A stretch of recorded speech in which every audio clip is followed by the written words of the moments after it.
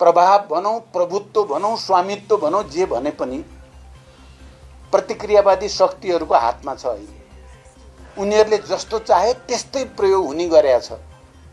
मानिसहरूलाई लाग्छ हामीले चलाइरहेका छौँ मोबाइल, हामीले गरिरहेका छौँ प्रचार भन्ने लाग्छ मान्छेलाई।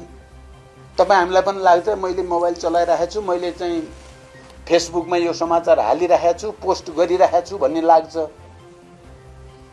तर अल्टिमेटली ती सबैमा एकाधिकार चाहिँ वैदेशिक साम्राज्यवाद र प्रतिक्रियावादकै छ। उनीहरूले चाहे जस्तो बनाइदिएका छन्।